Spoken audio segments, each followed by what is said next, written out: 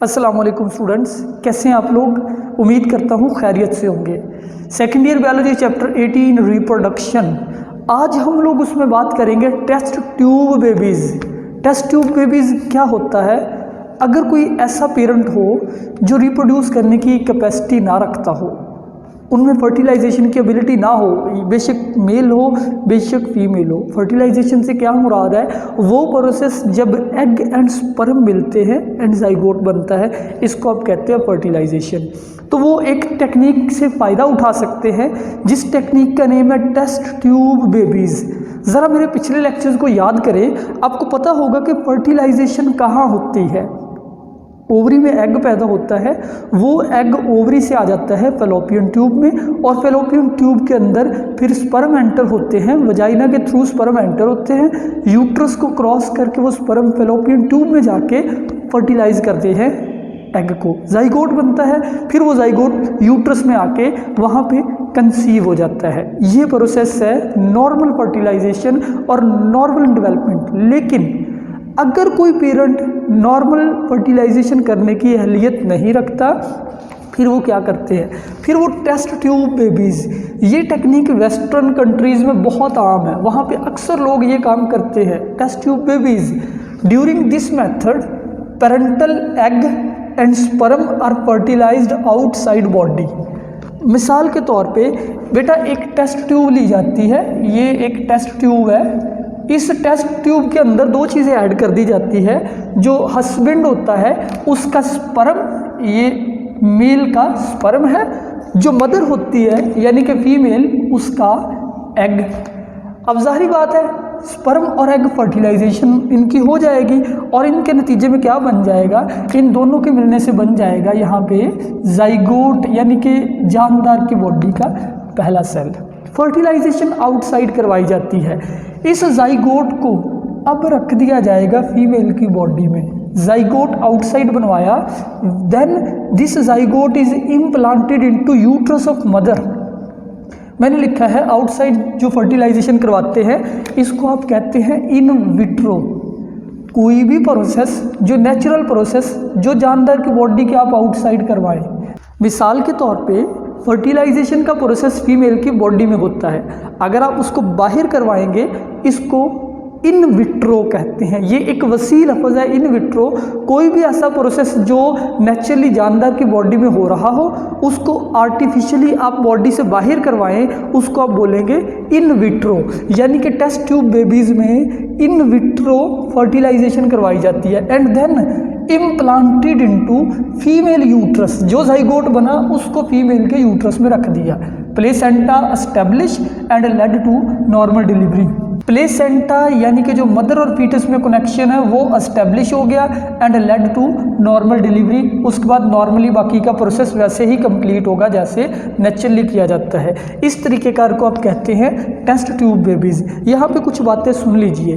Test tube babies Pakistan में बहुत uncommon है, इंडिया में भी बहुत अनकॉमन है, लेकिन जो वेस्टर्न कंट्रीज़ है उनमें अक्सर ये लोग काम करते हैं। इवन कुछ ऐसे पेरेंट्स होते हैं जिनके अंदर स्पर्म बनाने की भी एबिलिटी नहीं होती मेल के अंदर, तो वो स्पर्म भी किसी से डोनेट कर लेते हैं। इसके ऊपर एक मूवी भी है, इंडिया की मूवी है जिसका नेम है विकी डोनर। उसके अंदर ये दिखाया गया है कि बाकायदा कुछ लोग स्पर्म डोनेट करते हैं, यानी उन लोगों को जिनमें स्पर्म नेचुरली बन नहीं पा रहे वो लोग किसी दूसरे का स्पर्म अडॉप्ट करके फीमेल के एग के साथ मिला के फिर उस जाइगोट को फीमेल की बॉडी में रख दिया जाता है। तो ये एक तरीक़ेकार तो है, लेकिन एनी हाउ इस्लाम के अंदर इसकी बड़ी सख्ती से ममानत की गई है। अब हम आते हैं सेक्सुअली ट्रांसमिटेड डिजीज़ की तरफ। इनको कॉमनली कहते हैं एसटीडीज़, ऐसी बीमारियां जो सेक्सुअल कांटेक्ट से एक से दूसरे में ट्रांसफ़र हो जाए। इन बीमारियों में गोनोरिया शामिल है, दूसरी साइफिलिस, तीसरी जेनिटल हर्पस और चौथे नंबर पे एड्स है जिसका आपको पहले से पता है। अब पहले डिजीज़ की बात करते हैं। पहले sexually transmitted disease, unhealthy attitude की वजह से ये ट्रांसफ़र हो सकती है एंड लो मॉरल वैल्यूज़, गैर इखलाकी हरकतों की वजह से भी ये बीमारियां एक से दूसरे में ट्रांसफ़र होती है सेक्सुअल कॉन्टैक्ट के ज़रिए से। Gonorrhoea caused by gram positive bacteria Neisseria gonorrhoea, इसकी वजह क्या है? एक बैक्टीरिया जो कि ग्राम पॉजिटिव है, नाइसेरिया गोनोरिया, ये कॉज है। इफेक्ट, इस बीमारी में क्या होता है? Infection on mucous membrane of urinogenital tract. Urinogenital tract किसको कहते हैं? यूरेथ्रा को। मेल के अंदर जो यूरेथ्रा वाली नाली है या फीमेल के अंदर जो यूरेथ्रा वाली नाली है, उस नाली के अंदर से सूजन हो जाती है, वो नाली अंदर से सूजने लग जाती है। इस बीमारी को आप कहते हैं गोनोरिया। वैसे ये बीमारी यूरिनोजेनिटल ट्रैक्ट के अलावा ये गले के अंदर भी हो सकती है, जो हमारी गले और नाक के में म्यूकस मेम्ब्रेन है वहाँ पे भी ये इफेक्ट कर सकती है, लेकिन मोस्टली यूरिनोजेनिटल ट्रैक्ट को इन्फेक्ट करती है, जिसके ज़रिए से यूरिन भी खारिज हो और मेल के अंदर स्पर्म भी इसी नाली से खारिज होते हैं और फीमेल के अंदर यहाँ से डिलीवरी भी होती है। अब इसका स्प्रेड ये कैसे होती है? अफेक्ट न्यू बॉर्न, कभी कभी ये नए बच्चे को भी लग जाती है, यानी एक अफेक्टेड मदर है, उस मदर में जब किसी नए बच्चे की पैदाइश हुई तो ऑटोमेटिकली उसको भी लग सकती है। हाईली कंटीजियस, बहुत ज़्यादा कंटीजियस है, सेक्सुअल कॉन्टैक्ट के ज़रिए बड़ी जल्दी फैल जाती है। अगर कोई इन्फेक्टेड पर्सन हो उसके साथ सेक्सुअल कॉन्टैक्ट किया जाए तो बहुत जल्दी स्प्रेड होती है। इसके बाद बच्चों साइफिलिस क्या है? कॉज देखें, कॉज्ड बाई स्पाइरोचीट। स्पाइरोचीट एक बैक्टीरिया का नेम है। ये बैक्टीरिया इस तरीके से फ्लेक्सिबल और लंबे से स्प्रिंग नुमा बैक्टीरिया है। ये बैक्टीरिया, इसकी वजह है स्पाइरोचीट, और इस बैक्टीरिया का साइंटिफिक नेम है ट्रिपेनोमा पैलिडम। इफेक्ट इसका क्या है? Damage reproductive organ. ये रिप्रोडक्टिव ऑर्गन को यानी मेल में पीनस को और फीमेल में वजाइना को नुकसान पहुंचाती है। इसके अलावा eye, skin, bone, joint and central nervous system यानी ब्रेन को भी नुकसान पहुंचाती है ये बीमारी। और ये भी कैसे फैलेगी? सेक्सुअल कॉन्टैक्ट के ज़रिए से। इस बीमारी में जो मेल के और फीमेल के रिप्रोडक्टिव ऑर्गन यानी कि एक्सटर्नल जेनिटेलिया है, उसकी स्किन फटने लग जाती है और स्किन उतरने लग जाती है। साइफिलिस में जेनिटल हर्पस, ये भी एक बहुत खतरनाक बीमारी है। मेल और फीमेल दोनों में ये बीमारी है। और हर्पस, आपने फर्स्ट ईयर के अंदर एक बीमारी पढ़ी थी, हर्पस सिम्प्लेक्स। हर्पस सिम्प्लेक्स की तरह ये बीमारी है। हर्पस सिम्प्लेक्स में यहाँ पे होंठों पे छाले बनते हैं खून भरे।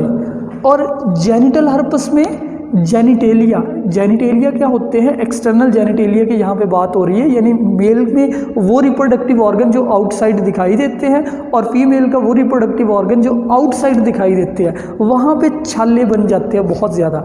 इस बीमारी को कहते हैं जेनिटल हर्पस। कॉज इसका है हर्पस सिम्प्लेक्स टाइप 2 वायरस। ये एक वायरस की वजह से होने वाली बीमारी है। पीछे जो दो आपने पढ़ी वो दोनों बैक्टीरिया की वजह से थी और ये वायरस की वजह से है। ट्रांसमिशन सेक्सुअल कॉन्टैक्ट से ही फैलती है। Can be transmitted to new born during birth. अगर कोई इन्फेक्टेड मदर हो उसमें न्यू बॉर्न को भी हो सकती है। And cause damage to eyes and central nervous system. और जो फीटस होगा, जो बच्चा होगा, उसकी आइज खराब हो सकती है या उसका दिमाग भी डैमेज हो सकता है। इफेक्ट, इसमें इन्फेक्शन इन जेनिटेलिया, ये मैं बता चुका हूँ, जेनिटेलिया में इन्फेक्शन होगा। सोरनेस, जलन होगी, छाले निकलेंगे। एड्स के बारे में आप लोग फर्स्ट ईयर में पढ़ चुके हैं। इसकी वजह होती है HIV यानी ह्यूमन इम्यूनो डेफिशिएंसी वायरस, और इसमें इम्यूनिटी कम हो जाती है। और एड्स की वजह भी सेक्सुअल कॉन्टैक्ट है। नेक्स्ट, इन बीमारियों को कंट्रोल कैसे किया जा सकता है? Do not make sexual contact with carrier. कोई भी ऐसा पेशेंट जो कैरियर हो, जिसको इनमें से कोई बीमारी हो, उसके साथ कभी भी सेक्सुअल कॉन्टैक्ट नहीं होना चाहिए। और हाइजेनिक कंडीशन यानी सफाई सुथराई के इकदाम होने चाहिए। इनका ट्रीटमेंट इनका लॉन्ग मेडिकेशन है, यानी लंबे अरसे तक दवाइयाँ इस्तेमाल करनी पड़ती है, तब जाके आराम आता है। तो अल्लाह पाक हमें ऐसे किसी भी मर्ज़ से महफूज रखे। तो ये चैप्टर कंप्लीट हुआ, इसको भी तैयार कर लीजिए। अपना ख्याल रखिए। अल्लाह हाफिज़।